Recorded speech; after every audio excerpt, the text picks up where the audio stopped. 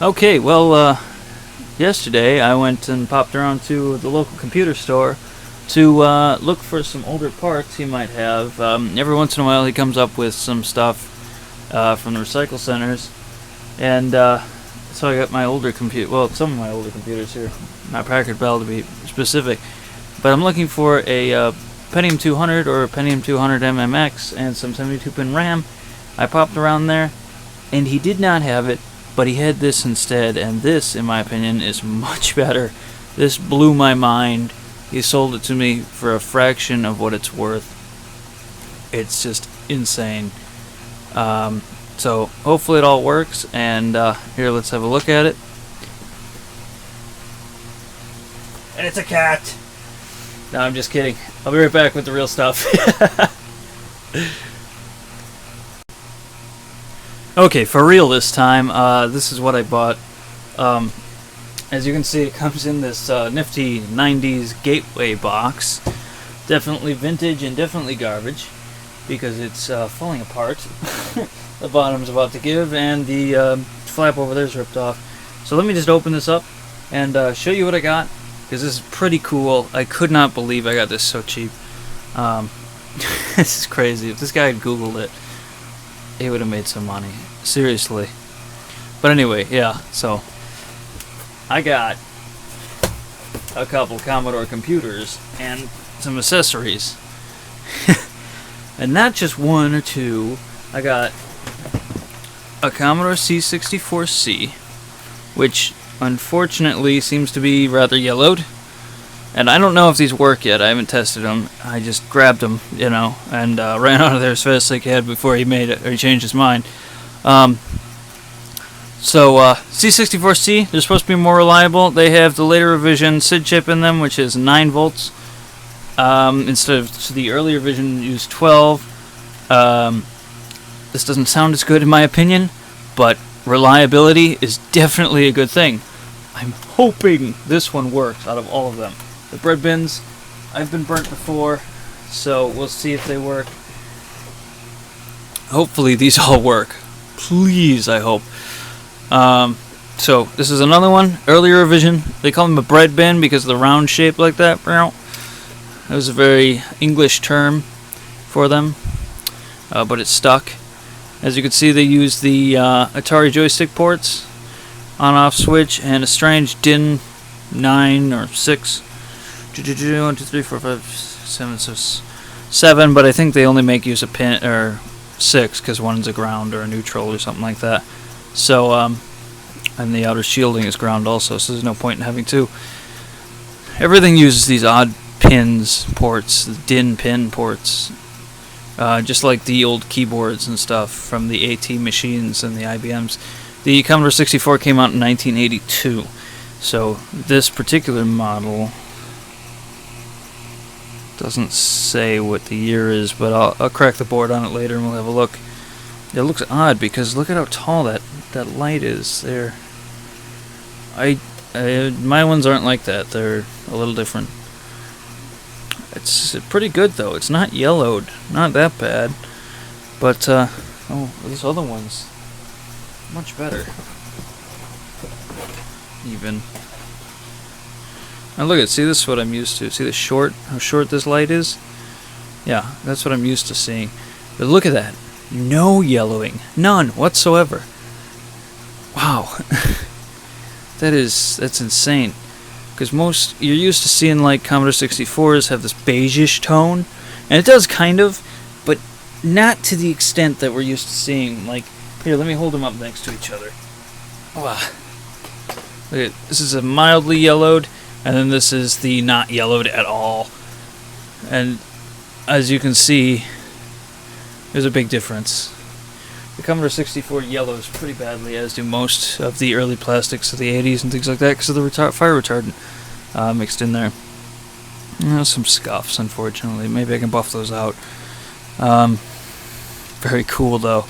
Even the whites on the letters are perfect. It's like it never even hit a desktop, which it did, obviously, but it must have been in a very dark room with no fluorescent light bulbs.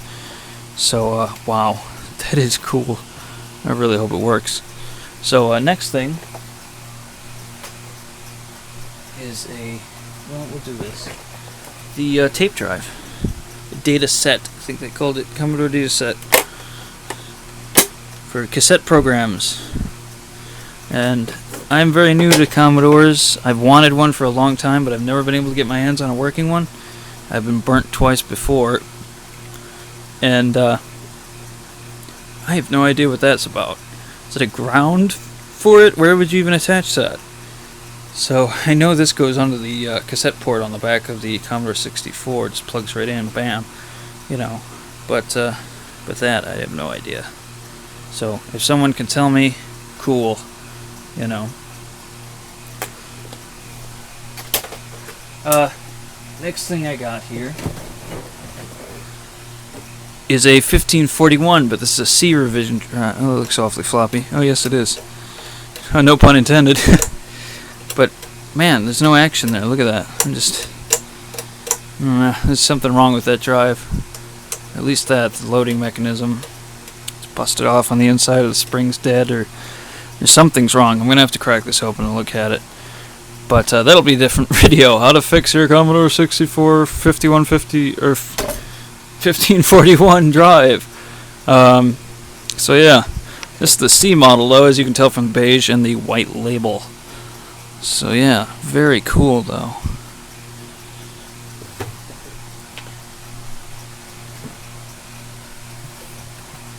Oh my god, these things are beasts. And the early model 5140 or 1541 Commodore drive with the rainbow sticker, and the old 51 or what do you call that? 5150, the IBM style, like that, like the drives had on that computer.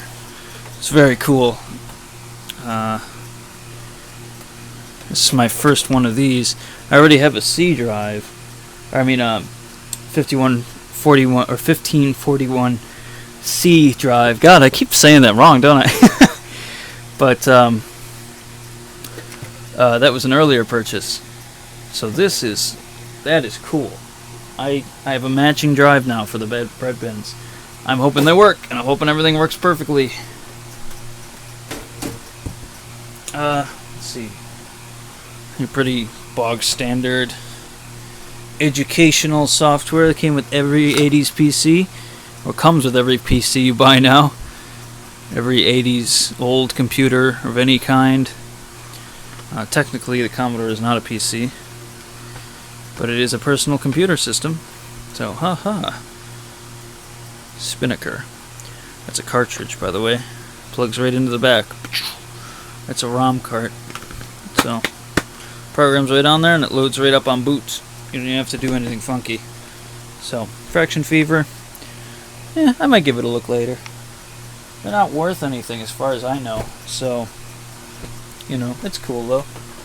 Jumpman Jr. I've never seen that before. I don't. It looks like a pretty standard platform game though. 8 speeds, extra lives, bonus screens. It says action, strategy, and learning. Well, that's always good. The Alienators are back, and they have come to overrun Jupiter Command Substation. It's up to Jumpman Jr. and his speed jumping ability to defuse the bombs planted throughout the 12 levels. Interessant. Very 80s artwork, but it feels empty. I don't know, maybe I'm mistaken. No, it is freaking empty. That sucks. So, I have a box. Maybe I'll buy the software later. That's cool, though. Still, to have the original box is pretty neat. Put that over there. Next piece of software. Fort Apocalypse. Like I said before, I'm new to the Commodore, so I don't really know what's a good game and what's not. The only thing I know is Elite, because I've played it on the IBM, and that it's just such a good piece of software. You port it to any system, and it's amazing. It's just an amazing game for the time.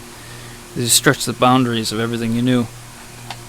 But Fort Apocalypse, no pictures, unfortunately. Let's see what it looks like. Looks like some kind of shooter game, though. All the guns poking out of the letters. Oh, it's a cassette. Commodore 64 cassettes. What's that? Look at that. Plastic and crap shoved in there. Is that what it... Look at that. The, that is pretty cool. It's the label of the outside of the box. What the actual wrapping, the plastic wrapping. And as you can see, it came from Sears and Roebuck, or Sears and Roebuck. And the Fort Apocalypse COM64 $34.95. Wow, that's pretty cool. So as you can tell, game prices haven't really changed that much. Just shove that back in there. It also looks like the manual's in there. Yes, it is. With a reference sheet.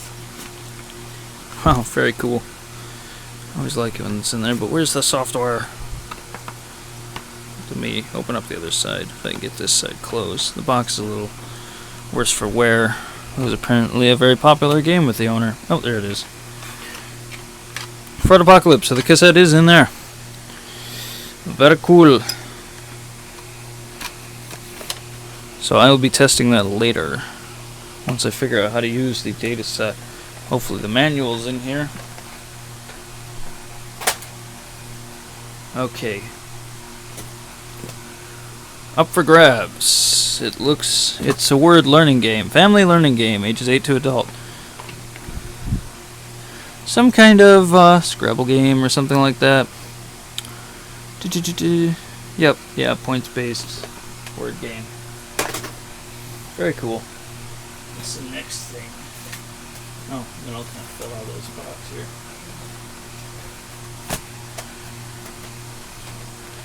Temple of Asphi. There's no cover, unfortunately. The back is here, though, and it's a dungeon crawl. And oh, I guess they called it Dungeon Quest then. Dungeon Quest Temple of Asphi, or maybe that was a series. I have no idea. Sounds like a cassette game. So, Temple of Asphi. It's quite the manual. It's kind of thick. A small reference sheet in typewriter typeset, a warranty, and the cassettes, all three of them by the looks of things. So yep, that's disc 1. Now let's turn that around. That's gonna bug me later. Alright. There we go. Arg. Well, I'll sort that out later. Not sitting in there flat. Okay, what else? We got the Commodore 64 manuals. Look at that. It's different from the ones I'm used to looking at. Is that a later version or a newer version? So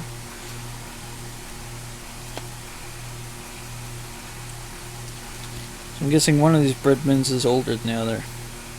1984, okay. Well, we'll see what the copyright is on the other one. What is this stuff? Oh, look, notes. Well, this is notes, too.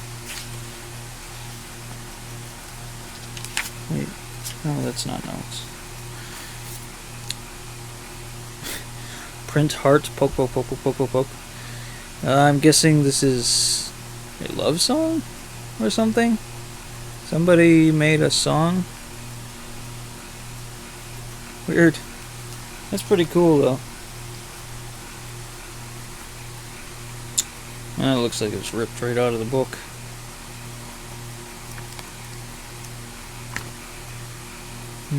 Okay, well, that's the manual for that one. Springboard diving?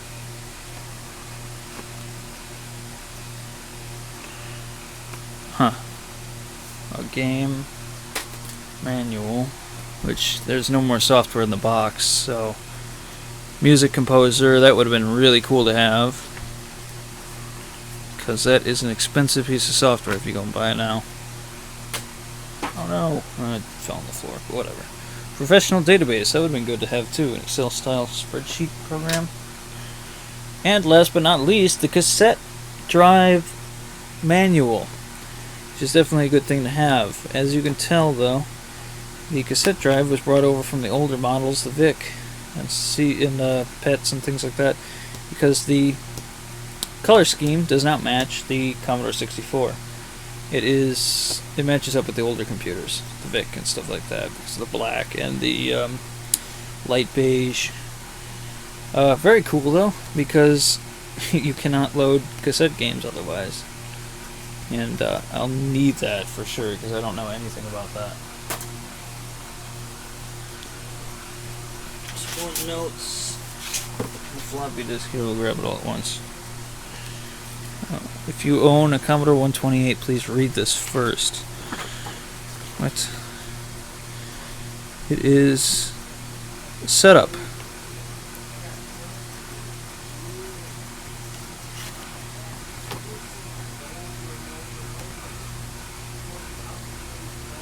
And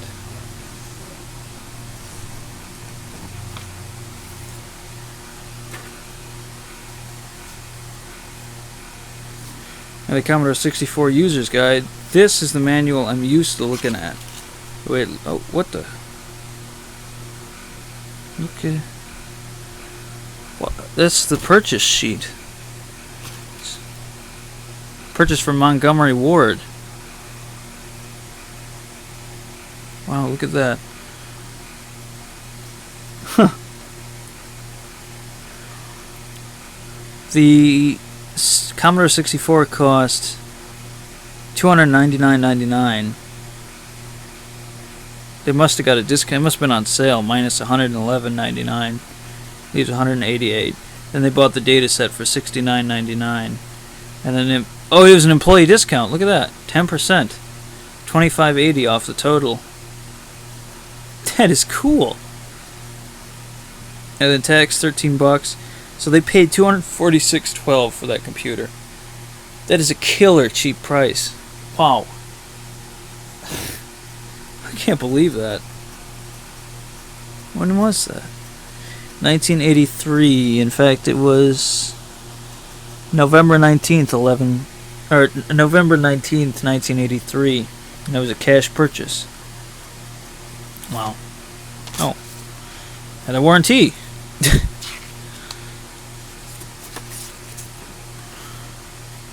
Which is probably a little expired by now. Yeah, 90 days after the date of purchase. It's now 30 years after the date of purchase. And then some. Okay, so we'll toss... Wait, is there anything else in here? Just to look real quick. It does not look like it. And when was this published? Because I want to know why that one looks different. Oh yeah, this is 1983, so they must have changed it for the other revisions of the Commodore 64. So that is still first revision, probably? Yeah. Some kind of program... Oh, format utility. So this is a whole program written out. Nice. Well, it's always good to have programs. And a floppy disk. Unlabeled, unfortunately. Looks like the label fell off of there.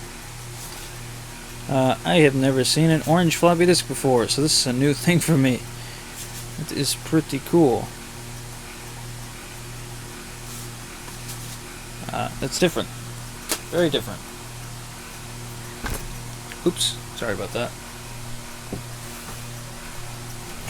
An Atari joystick, because the, like I said before, joysticks for Atari will work on the Commodore 64. It's always nice to have a Commodore 64 joystick, but unfortunately, in this case, that'll work. So, and I expect 3 power... Yeah, there's 3 power supplies here. So, beige power supply. Oops, some damage there, it looks like. Definitely got dropped. And they're kind of filthy. Very dirty.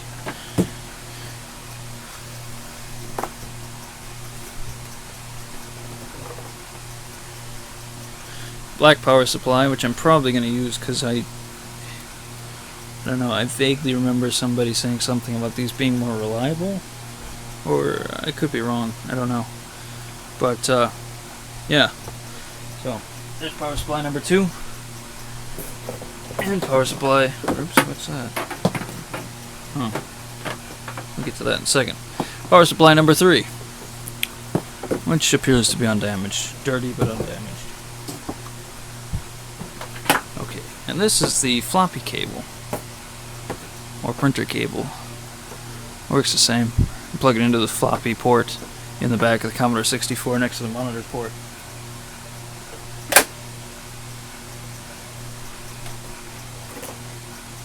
I have no idea what that is. My best guess at this thing is a tape drive for using a non-Commodore tape drive. Yeah, so that if anybody knows anything about this, go ahead and leave a comment, because I like I said, I'm new to this whole thing, so I don't know what that is. Did it come with every model in the box or something? Was this a standard cord? Is this something you had to buy separate? I don't know. So, okay, well, that's that. I'm guessing it's some kind of tape drive thing. I'll just toss it over there. And, what else is next? Man, a mess of cables. So, that's a composite cable. I'm guessing these come with Commodore to skip the RF box. Or just, that probably plugs right into the RF box, actually. That's what I'm missing from here. There's no RF, it looks like. But that's alright. What do you know? Found another composite cable. So there's going to be 3 probably, so I'm guessing that comes standard with every Commodore 64. And another one. Voila! What do you know? Yeah, this must have come with every Commodore 64. Okay, and then the big thing. Last but not least, this is the crazy bit that I think is really freaking cool. Oh my god. How am I going to hold this up so you can see it without blocking the light? Oh, Jesus. Hopefully you can see that. It is a Commodore monitor. Yeah, a Commodore color monitor, and it weighs a ton. It's a glorified television set. Well, actually, I've heard they're clearer than a television set. I've never seen one like this, though. All the ones I've seen are boxy and beige. This one's gray, and it's model 1802. And it has more adjustment stuff on the back, and also the connections are on the back. And as you can see, I have a monitor cable apparently attached to the back still. So hopefully this all works fine. And I'll see you in the next video. Oh crap.